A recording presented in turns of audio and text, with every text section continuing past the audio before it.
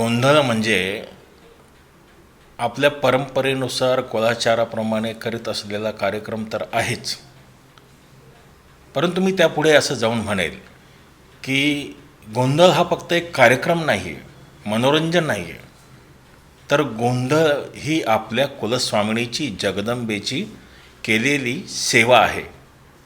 आपण मिळवत असलेलं पुण्य आहे, तिचा आशीर्वाद आहे, तिला देत असलेल्या आपल्या सेवेचा आनंद आहे.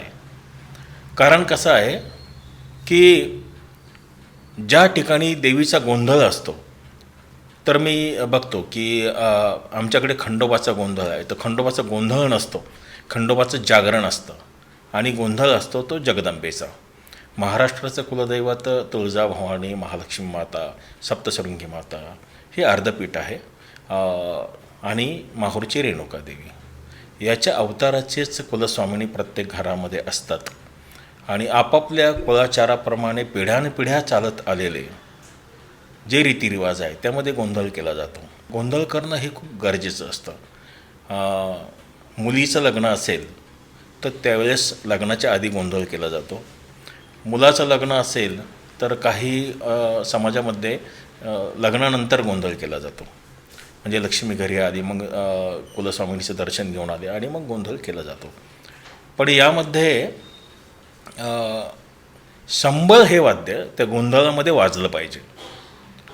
हे जे संबळ वाद्य आहे ते संबळ वाद्य देवीची कान उघडणी करतं, म्हणजे देवीला जागृत करतं आणि देवीला ती सेवा पावन होते. बरं, हे संबळ म्हणजे प्रत्येक दैवतेचं जसं एक प्रिय वाद्य असतं तसं हे देवीचं वाद्य आहे.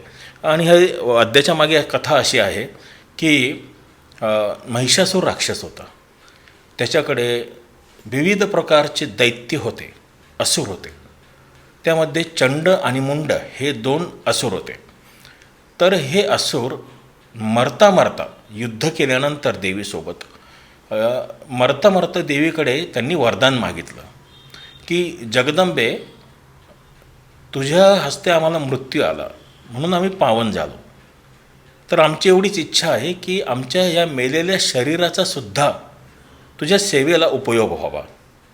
देवीने तथास्तु म्हटलं आणि तथास्तु म्हटल्यानंतर त्या राक्षसांच्या चंडमुंडांच्या कातड्याचा संबळ बनवण्यात आला आणि त्यांच्या शिराचं कोळमं तयार करण्यात आलं, त्यांच्या नसांचं, त्यांच्या आतड्या कातड्यांचे दोऱ्या तयार करण्यात आला. ही कथा माझे आजोबा, आम्ही लहान असताना गोंधळ करायला जायचो तेव्हापासून मी ऐकतो आहे. आणि मग तो संबळ तयार झाला आणि जसं जसं तो संबळ वाजतो तशी तशी आपली कुलस्वामिनी आपल्यावरती प्रसन्न होत असते.